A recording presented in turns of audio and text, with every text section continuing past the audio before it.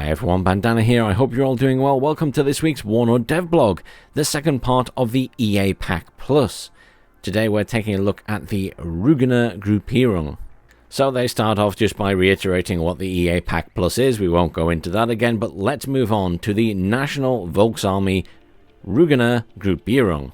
And apologies, I'm pronouncing that slightly wrong. I did try and look it up beforehand. So, the Rügener Gruppierung takes its name from Rügen Island on the German Baltic coast, where the Communist Volksarmee had its main naval base. To defend this critically important site, a substantial local National Volksarmee force was put in place, to be bolstered by reservists and foreign allied troops at the outbreak of war.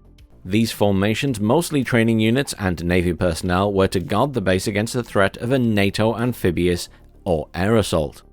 The NVA's Sondergruppierung 2, or Special Grouping 2, was the name of the special force.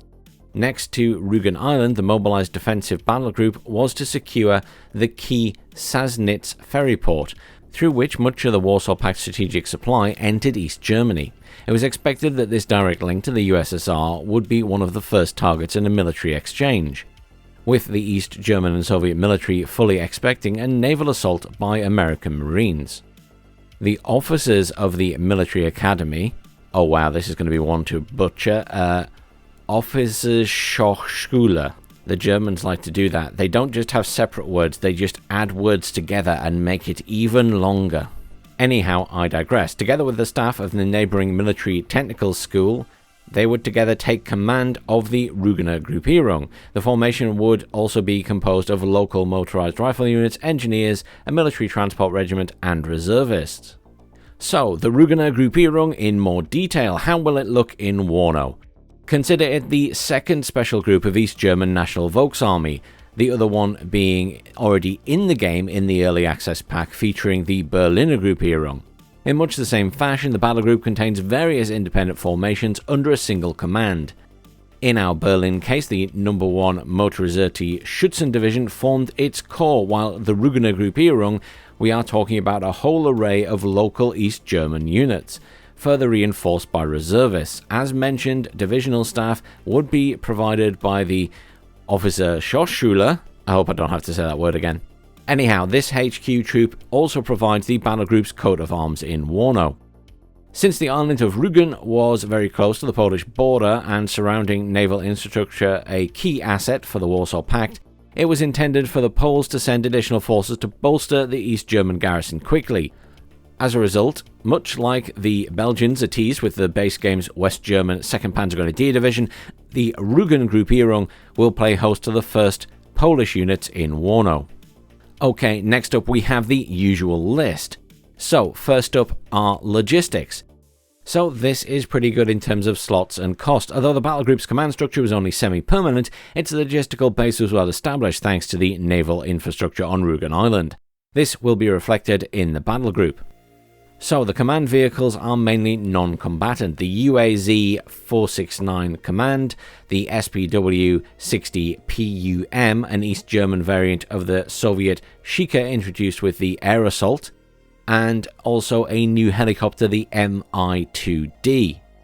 Supply units include the MTLB munitions, the Ural 4320 munitions, and the Volksarmee's amphibious barge, the SCH WIM PTS-M munitions. Okay, moving on to infantry. Pretty strong, although not as powerful as a regular infantry division. The battle group can count on varied amounts of choices. The core of the Rügener Gruppierung was the SMSR 25, an independent motorized infantry regiment trained to cooperate closely with the East German Volksarmee. This unit provides a sizable chunk of the foot soldiers. These will include a standard array of Mott-Schützen, such as the Command, the Standard Schützen, the Command SVD variant, the BTR variant, as well as Panzerjäger squads, PKM and GRMG squads, or weapon teams, plus the ATGM teams. Additionally, infantry squads are the Militärstreifen, Sicherungs, Vopos, plus the SPG-9 recoilless rifle, available in regular foot team variant and Jeep mounted, so pretty standard array there. Furthermore, a good chunk of the infantry is made up of reservists, such as the Reservisten Führer, the Standard Reservisten, and the Reservisten SMG, lacking the Resolute trait though. Specific to Rügen Island was the local Marine Pioneer Battalion 18, which in war would have been quickly expanded to regiment size through the large influx of reservists. A large 12-man new Marine Pioneer with explosives and Marine Pioneer Flam, plus a leader variant, will be featured, though they will lack the Resolute trait.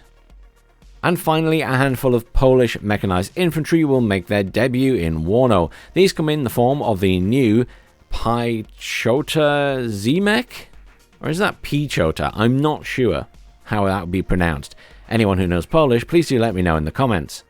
They're a 7-man squad with an AK, a PKM and an RPG-7VM. There's also an SVD variant of that squad with 2 assault rifles replaced with 1 SVD and 1 extra PKM. And lastly, there is a command variant with 7 men equipped with an AK and RPG-76 Komar and smoke grenades.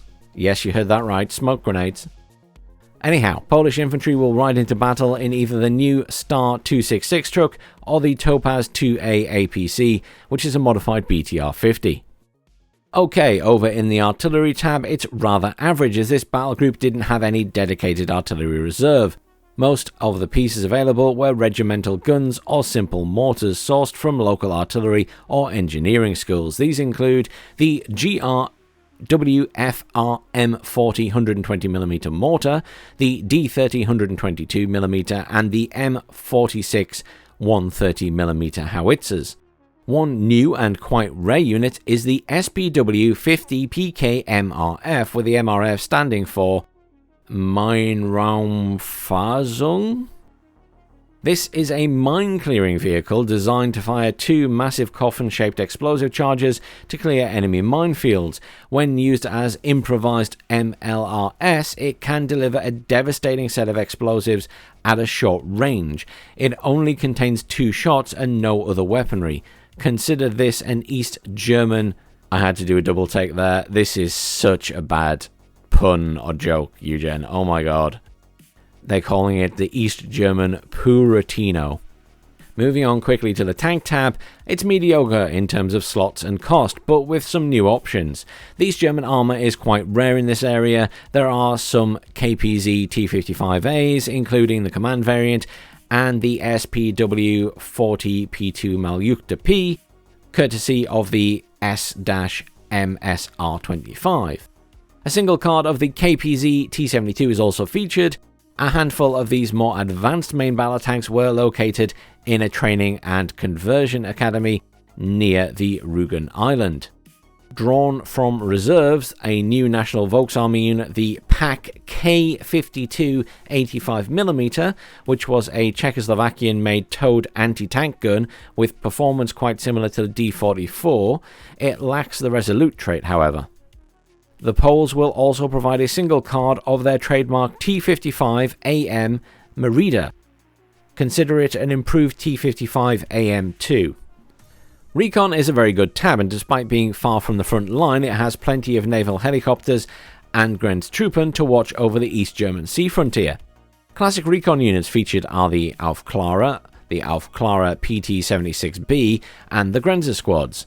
New units will include the Res Aufklärer, which are a 3-man scout team with 2 MPI KMS-72s, they're AK-47s basically, and 1 LMG-K, an RPK equivalent.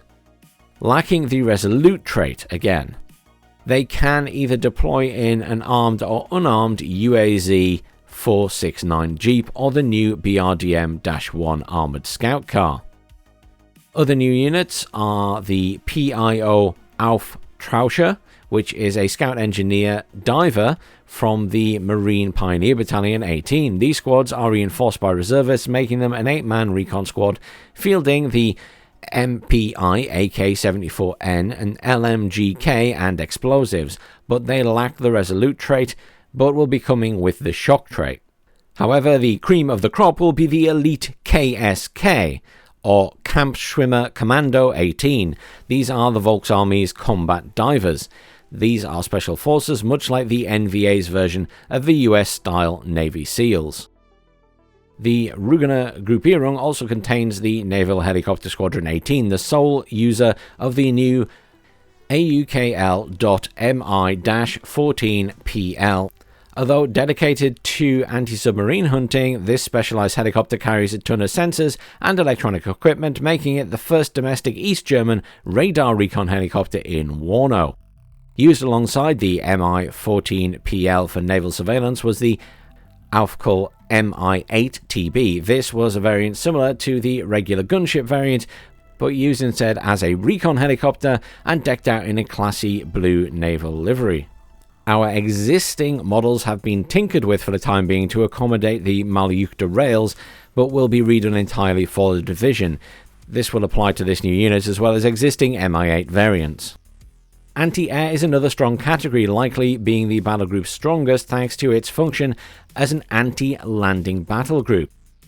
The usual Strela 2M and ZU-23-2 and a single card of the Shilka will be available. New units include the Flak S60 57mm and the Flak KS 19M 200mm. The first is an ancient World War II era gun, a crude Bofors with a large caliber, and the second unit is once again an old gun but modernized. World War II buffs and enjoyers of Steel Division 2 should be reminded of the Flak 88.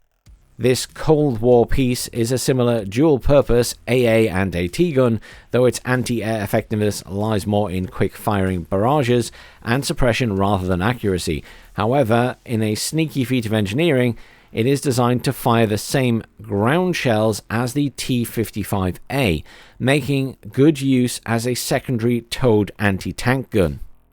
The Volksmarine provides close air defense with several systems used in a shore-based role. The new Faster 4, which is a quad Strela launcher reminiscent of the Javelin LML, and the LO 1800 Faster 4, using the same missile system but made self-propelled by mounting it on a truck. And there will also be the W50 LA/A 25mm, which is a twin 25mm naval gun on a truck.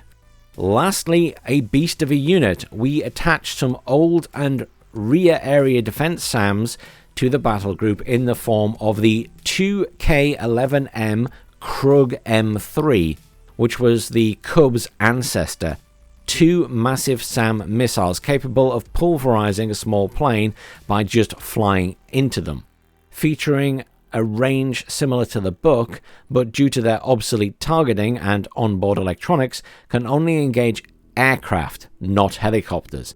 It has low accuracy, long reload, and is expensive in supply. The Helo tab is fairly average with a few costly slots, though offset by interesting choices. These include the light Mi-2 Ern gunship with rockets and machine guns, the Mi-8TB heavy gunships with a model to be remade as mentioned previously, and the new Mi-14PL was tested as an anti-ship killer armed with a single KH-23M. This missile is the same used by various anti-tank planes. This means we now have a helicopter with a long-range sniper anti-tank missile. Air is a pretty decent category with plenty of options, some being new. The battle group's air arm focused on close air support over air superiority with dedicated rocket and anti-tank planes plus bombers. The sole fighter is the Mi-23ML, I think they mean the MiG-23ML. The Su-22M4 in various CAS loadouts, rocket HE and cluster, but also a new Su-22M4K anti-tank 2 version with 4 KH-25ML anti-tank missiles. Another new variant of an existing plane is the MiG-23BN KMGU, which is the Warsaw Pact HE cluster answer to NATO's anti-personnel Tornado MW1. Lastly, the Poles will provide the ancient LIM-6M, which is a locally produced variant of the venerable MiG-17 deployed with the battle group in full rocket loadout. It is more at home, close to the border, rather than being deployed in the field by a frontline Polish division. They finish up by saying the Rügener Gruppierung is a reserve defensive battle group with strong anti-air and versatile infantry. This division will be more at ease defending than attacking. And that's everything for this week's WARNO Devblog. Thank you everyone for joining me. I hope you all have a great weekend, and I'll see you all soon.